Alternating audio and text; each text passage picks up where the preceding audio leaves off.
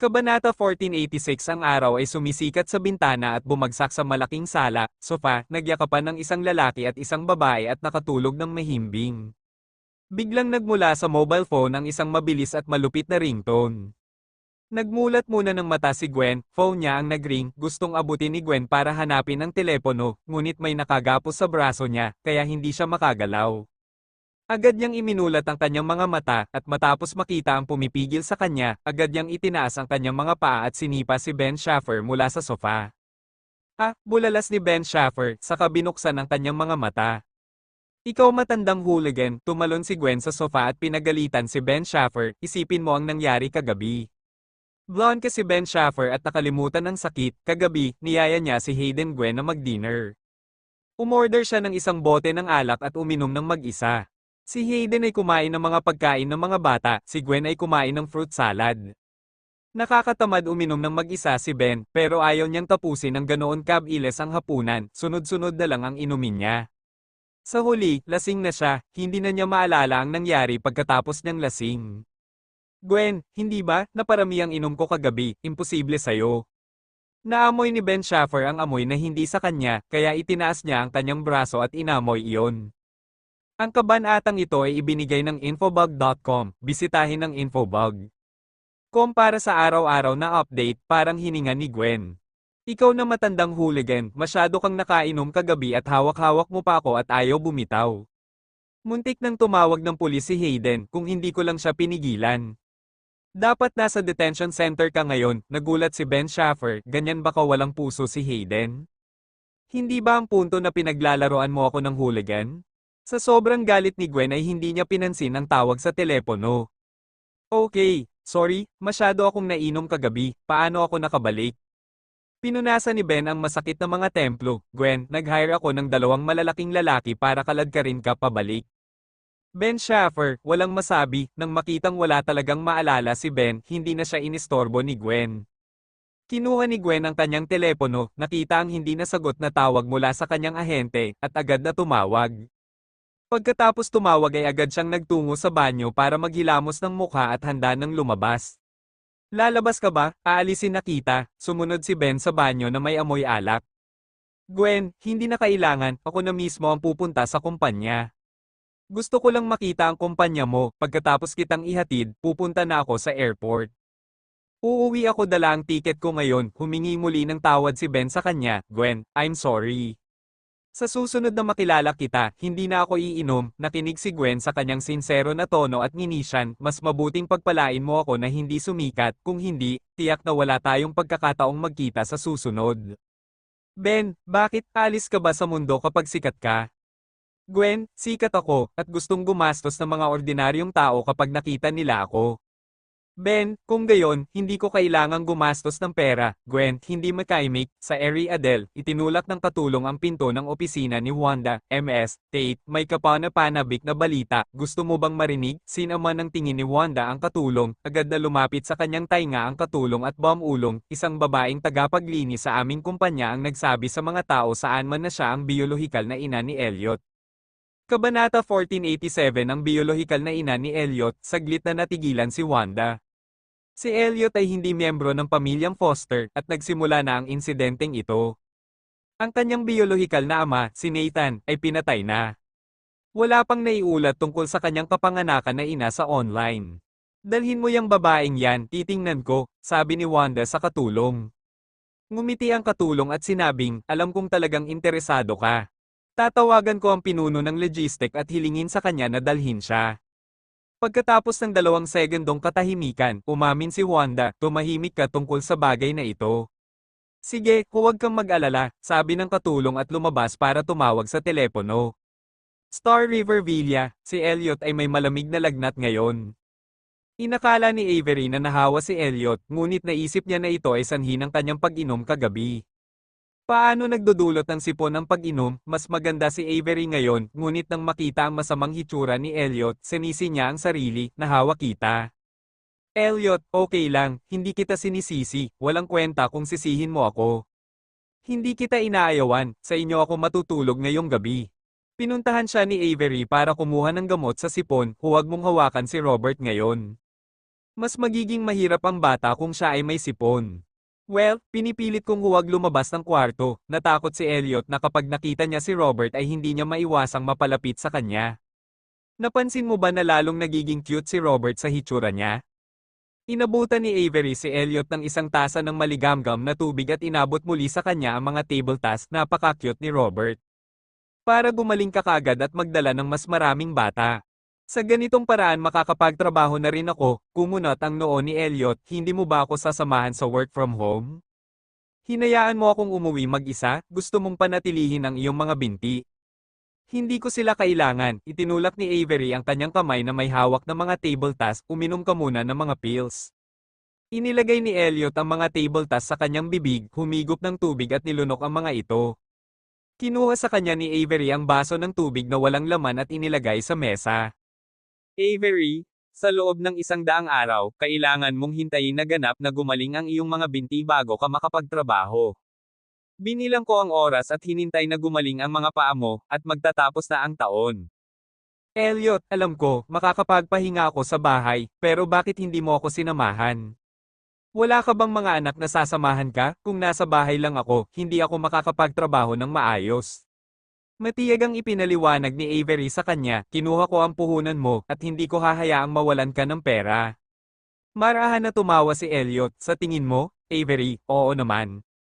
Kahit sinong maglagay ng pera, lagi kong iisipin yon. Lumapit sa akin si Mike ilang araw na ang nakalipas at sinabing sobra ako para sa iyo. Sinisi niya ako na hindi ko kaya, gusto ko ang shares mo. Tiningnan siya ni Elliot ng marahan at gustong malaman ang reaksyon niya. Hindi napigilan ni Avery na matawa, naiintindihan ko ang iniisip ni Mike. Sa mata niya, hindi ako tao, kundi Diyos, kaya normal lang na mangyari sa akin ang lahat ng hindi makatwiran at hindi maisip. Kung nag-invest ka ng pera, ayaw mo ng shares, mas pipiliin kong hayaan ang kumpanya na mawala sa negosyo. Gusto mo bang malaman kung ano ang iniisip ko? Tanong ni Elliot. Alam ko kung ano ang iniisip mo, maaliwalas ang mga mata ni Avery, at matatag ang kanyang tono. Elliot, matagal na tayong magkakilala. Kahit ilang beses na tayong on and off, confident ako na kilala kita. Sagot ni Avery, sobrang nasiyahan si Elliot, hindi siya natatakot na mahulaan siya nito. Natatakot lang si Elliot na hindi maintindihan ni Avery. Hanggat manatili ka sa tabi ko at maging asawa ko, kung ano ang sa iyo ay sa iyo, at kung ano ang sa akin ay sa iyo din. Ipinahayag ni Elliot ang kanyang puso sa kanya, kung ano ang sa iyo at sa akin, wala akong pakialam doon. Ngumiti si Avery at inabot ang temperatura ng kanyang noo. Mabuti na lang at walang lagnat, humiga ka at magpahinga ngayon. Kung mas maraming pahinga ang mayroon ka, mas mabilis ang iyong paggaling. Aalis ka ngayon, hinawakan ni Elliot ang kamay niya, ayaw niyang umalis. Hindi ako lalabas ngayong umaga, may activities sa school ni Leila sa hapon, kaya kailangan kong lumabas ng hapon. Hinayla ni Avery ang kubrekama para takpan siya, may gusto ka bang kainin? Ibabalik ko sa iyo sa hapon, Elliot, walang gana, babalik ka mamayang hapon, nang makita ang kawalan ng lakas, biglang ayaw lumabas ni Avery. Avery, papapuntahin ko si Mike sa mga aktibidad sa paaralan ni Leila, kung pumayag ka kay Leila, then you should go, hindi maganda ang pakiramdam ko ngayon, dapat mamaya ay makakatulog ako ng maayos, natatakot si Elliot na mabaigo ang kanyang anak kung hindi siya pupunta, lumabas ng kwarto si Avery pagkatapos niyang ipikit ang kanyang mga mata. Kabanata 1488 nakatayo si Robert sa labas ng pinto. Pagkalabas ni Avery ay agad siyang niyakap ni Robert, Nay, maglaro, sige, paglalaroan ka ni Mommy. Natakot si Avery na maabala ni Robert si Elliot, kaya nagpasya siyang dalhin ang bata upang maglaro sa labas. Maganda ang panahon ngayon, maliwanag ang araw at mahina ang simoy ng hangin. Ito ay pumasok sa unang bahagi ng taglagas, ang temperatura ay hindi kasing init ng tag-araw, at ang pagkakaiba ng temperatura sa pagitan ng araw at gabi ay nagiging mas at mas malinaw. Sa Bridgedale, matapos samahan ni Ben si Gwen sa modeling agency, wala siyang balak umalis. Di ba sabi mo sasakay ka ng eroplano? Tanong ni Gwen. Ngumiti si Ben Schaffer at casual na sinabi, hindi ko sinabing gusto kong sumakay ng flight, sabi ko ticket ngayon, upang maging tumpak, ang ticket ngayong gabi, aalis ako kapag kasama kita sa hapunan ngayong gabi, nasaan ang ahente mo, gusto ko siyang makilala, ito pala ang totoong pakay ni Ben Schaffer, syempre hindi siya dadalhin ni Gwen para makita ang ahente niya, lumabas sa opisina ang ahente na si Lexi at nakita si Ben Schaffer sa tabi ni Gwen, at agad na tinanong si Gwen. Sino ito? Ang panganay mong kapatid. Alam ni Lexi na may panganay na kapatid si Gwen, ngunit hindi pa nagkikita. Ang kabanatang ito ay ibinigay ng Infobug.com. Bisitahin ng Infobug. Para sa araw-araw na update, agad namang lumapit si Gwen kay Lexi. Miss Lexi, hindi ko po ito panganay na kapatid. Pangalawang kapatid ko ito, kaibigan ni Elliot. Oh. Bakit mo siya dinala sa kumpanya? Bumaling ang mga mata ni Lexi mula sa katawan ni Ben Schaffer na binawi. Bago makasagot si Gwen, sinabi ni Ben Schaffer, "Hello, gusto kitang kausapin tungkol sa diet ni Gwen." Lexi, hinihiling ka ni Elliot na pumunta sa akin? Umiling si Ben Schaffer, "Hindi, sa palagay ko ay may mali sa mga kinakailangan sa panjeta na itinakda mo para sa kanya. Hindi ka kamag-anak ni Gwen, ano sa tingin mo ang mali sa akin? Ikaw ay isang karaniwang tao, gusto mo bang i-guide kita?" Sinaman siya ng tingin ni Lexi, hindi man lang siya binigyan ng mukha, magsasanay tayo, kaya mo yan mag-isa. Hindi inaasahan ni Ben Schaffer na ganito kaseryoso ang babaeng ito, ang hirap lapitan. No wonder natakot si Gwen sa kanya, sumunod si Ben sa kanila sa training room, balak niyang makita ang araw-araw na pagsasanay ni Gwen. Para sa ilang kadahilanan, nagmamalasakit si Ben sa kanyang karera at pag-unlad sa hinaharap. Para akong nakatingin sa isang piraso ng puting papel na pininturahan ng makikinang na kulay. Ang pakiramdam na ito ay mahirap ipahayag sa mga salita. Sa area del 1:30 PM lumabas si Avery para makisali sa mga aktibidad ng paaralan ni Leila. Nang magising si Elliot, naibsan ang kanyang sipon. Bumangon siya at nakita ang isang thermos cup sa bedside table. Binuksan niya ang tasa ng thermos na puno ng maligamgam na tubig. May note din sa mesa na iniwan ni Avery, "Kumain ka na pagkatapos mong bumangon. Kahit na wala kang gana, kailangan mong kainin ito." Dahil kaunting lugaw lang ang kinain ni Elliot para sa almusal, nag-alala si Avery na wala siyang kakainin.